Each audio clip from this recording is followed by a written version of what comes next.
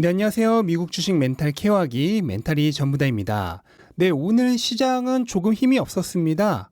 몇몇 기업을 제외하고는 전반적으로 약세였고 그에 따라 3대 지수도 모두 약간 약세로 마무리를 했습니다. 네, 그리고 중국의 화웨이가 재밌는 얘기를 했는데 현재 전 세계적인 반도체 쇼테이지는 미국이 화웨이를 제재함으로써 관련된 회사들의 반도체 부품 관련된 수급이 꼬이면서 일종의 나비 효과로 발생을 한 것이기 때문에 미국의 책임이 있다는 식으로 얘기를 했습니다. 그리고 또 자율주행 산업에 약 10억 달러를 투자할 예정이라고 합니다. 그러면서 자신들의 자율주행 기술이 이미 테슬라를 능가하는 수준이라고 주장을 했습니다. 네, 할 말이 별로 없네요. 그냥 이런 얘기도 있었다는 거 그냥 아시면 될 것 같고.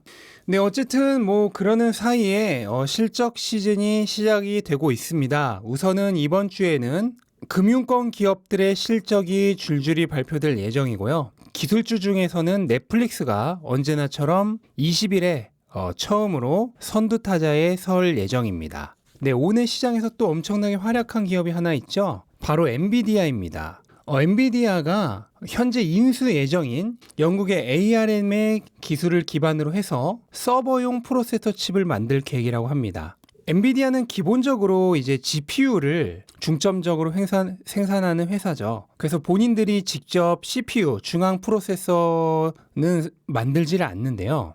현재 데이터 센터 서버용 CPU의 최강자는 인텔입니다. 근데 거기에 이제 도전장을 내미는 거죠, 엔비디아가. 얼마 전에 애플이 더 이상 자사의 맥에 인텔의 칩을 탑재하지 않고 ARM의 기술을 기반으로 한 M1 칩을 탑재하기 시작했죠. 그거랑 마찬가지로 엔비디아도 자신들의 데이터 센터용 서버에 인텔의 칩이 아닌 본인들이 설계한 칩을 싣겠다는 얘기입니다. 인텔에게는 엄청나게 안 좋은 뉴스고 반대로 엔비디아에게는 엄청나게 좋은 뉴스죠. 그래서 오늘 엄청나게 올랐고요.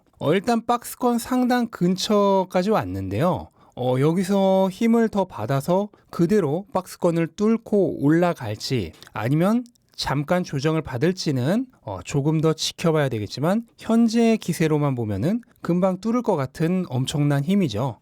일단 엔비디아는 결국 중요한 거는 ARM을 인수에 성공하느냐 못하느냐에 향후 미래 주가가 상당히 달려 있다고 볼 수 있겠습니다.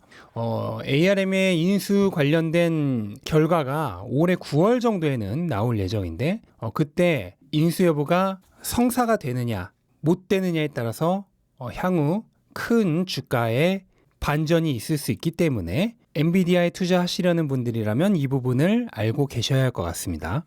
자, 다음은 테슬라입니다. 네, 테슬라는 오늘 굉장히 강했습니다. 장중 한때 704달러까지 올라가면서 드디어 지긋지긋한 700달러의 저항선을 완전히 깨부수나 하는 생각을 했었는데 아니나 다를까 700달러의 저항선을 완전히 돌파하지는 못한 모습을 보였습니다. 어쨌든 종가상 700달러를 넘기는 했지만 아직 저항선을 완전히 뚫었다고 얘기하기는 시기상조인 상황이고요. 다만 저는 현재 주가 흐름상 실적 발표 전까지는 이 700의 저항선을 완전히 뚫고 700 중후반대까지 올라갈 가능성이 높다고 보고 있습니다. 물론 이거는 그냥 예측일 뿐이에요. 테슬라는 오늘 그럼 왜 올랐을까요? 저번 주에 실적 발표일이 나왔기 때문에 그에 따른 기대감을 올랐을까요? 아니면 카나코드에서 목표 주가를 엄청나게 올려서 올랐을까요? 다 의미가 있겠죠. 근데 우선 다들 아시다시피 테슬라가 실적 발표를 4월 26일 월요일에 할 예정이죠. 항상 수요일이었는데 그래서 지금 사람들 사이에서는 일주일 내내 오르기 위해서 일부러 월요일에 발표를 하는 거다. 그런 우스갯소리도 돌고 있습니다. 근데 어쨌든 실적 발표 전까지는 테슬라는 항상 기대감으로 주가 흐름이 좋기 때문에 이번에도 아마 비슷한 흐름이 나올 것으로 예상이 되고요. 그것과는 별개로 카나코드에서 오늘 테슬라의 목표 주가를 엄청나게 올렸습니다. 기존의 419달러에서 무려 155% 올린 1071달러로 올렸고요. 등급은 당연히 보류에서 매수로 상향됐습니다. 이유는 바로 에너지 분야에서 여기서 에너지 분야라는 거는 배터리와 솔라를 포함한 에너지의 생성과 저장 전체적인 분야를 얘기하는 겁니다. 여기에서 1조 달러 시장의 선두가 될 수 있을 거다라는 이유를 들었고요. 결국 이것도 마찬가지인데요. 이 태양광 에너지를 만들고 그걸 저장하고 하는 그런 에너지 사업부가 뭐 1조 달러 시장을 연다고 해서 뭐 그거 자체로 테슬라가 $1,000 넘는 목표 주가를 받은 건 아니고, 결국 그것을 통한 테슬라의 생태계가 더욱 확고해질 것이기 때문이라는 게 가장 큰 이유입니다. 그러니까 애플이 생태계를 구축함으로써 소비자들이 이탈하지 못하고 더 많은 애플 제품을 사용하도록 만드는 것과 마찬가지로 테슬라는 자신들만의 전기차 모빌리티 생태계를 더욱 강력하게 구축할 것으로 기대를 한다는 거죠. 결국 생태계 구축과 그로 인한 높은 마진율의 서비스 사업이 서로 톱니바퀴 돌듯이 이렇게 같이 나아가지 않으면은 테슬라는 그저 전기차 회사로 전락을 할 뿐이죠. 그리고 단순한 전기차 회사라면 현재의 밸류에이션을 절대 받을 수 없습니다. 바로 그 부분을 카나코드에서도 드디어 인정을 한 거고요. 그에 따라 전기차 회사로 평가받을 때의 목표 주가인 $419가 모빌리티 플랫폼 회사로 인정을 받으면서 한 번에 $1,071로 뛴 것입니다. 사실 뭐 새롭지도 않죠.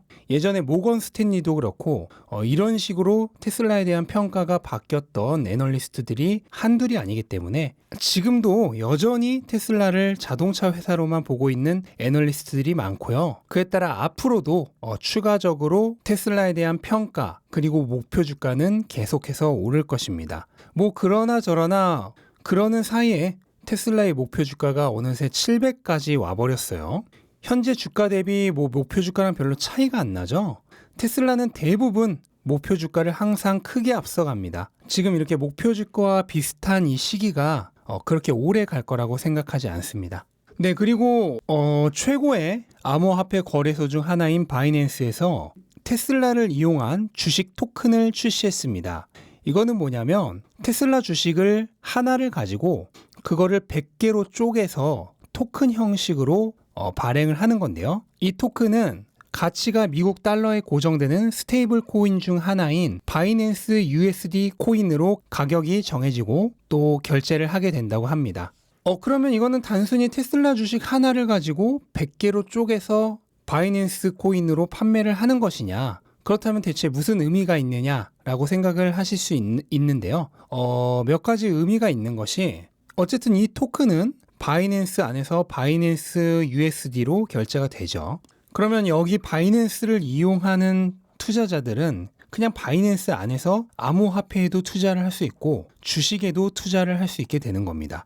그러니까 암호화폐 시장에 더 큰 유동성을 주는 거죠. 굳이 주식시장으로 돈을 빼서 거기서 거래를 하지 않아도 되니까요. 또한 테슬라 같은 경우 한 주가 거의 80만 원 가까운 고액의 주식이죠. 근데 이거를 100분의 1로 쪼개기 때문에 한 토큰당 8,000원부터 거래를 할 수 있게 되는 겁니다. 그래서 훨씬 더 쉽게 주식을 거래할 수 있게 되겠죠. 또한 만약에 이제 바이낸스 등이 향후 암호화폐 등을 이용한 여러 가지 파이낸셜 서비스 등을 제공한다고 하면은 이 바이낸스 한 곳에서 모든 자산을 다 운용할 수 있기 때문에 굉장히 편리해지겠죠. 어쨌든 결국 중요한 거는 암호화폐 거래자들이 암호화폐 거래소 내에서만 향후 주식이나 뭐 부동산도 충분히 토큰화가 가능하죠. 어떤 빌딩을 산 다음에 그 빌딩을 한 10,000개 정도의 토큰으로 나눠서 판매를 한다든지 무엇이든지 가능하기 때문에 암호화폐 거래자들이 그냥 암호화폐 거래소 내에서 어떤 투자 자산에도 투자를 할 수가 있게 되고요. 그로 인해 암호화폐 자체의 사용자 수도 훨씬 더 늘어날 수가 있습니다. 또한 암호화폐 시장 내에 커다란 유동성을 제공할 수도 있겠죠. 그런 여러 가지 의미로 인해서 이런 상품이 출시가 됐다는 것은 나름 눈여겨볼 만한 소식이고요. 어쨌든 현재는 바이낸스 내에서 테슬라 한 주식으로만 일종의 시범 서비스처럼 처음 이 주식 토큰이 판매가 될 예정이라고 합니다. 네, 이상으로 오늘 시장 한 바퀴 둘러봤습니다. 몇몇 분위기가 좋은 주식도 있었고 나쁜 주식도 있었는데 아마 제 채널 구독자분들이라면 대부분 오늘 기분이 좋은 날이었겠죠? 네, 그래서 일단은 이번 주 한 주 이 분위기를 좀 이어갔으면 좋겠고요. 하지만 아무리 개별 주식이 좋아도 시장이 같이 반등을 해주지 않으면 힘을 받기가 어렵죠. 그래서 내일부터는 전체 시장도 조금 다시 힘을 내는 하루가 되었으면 하는 바람을 가지고 영상 마치도록 하겠습니다. 영상 끝까지 시청해 주셔서 감사합니다. 오늘도 좋은 하루 되시기 바랍니다.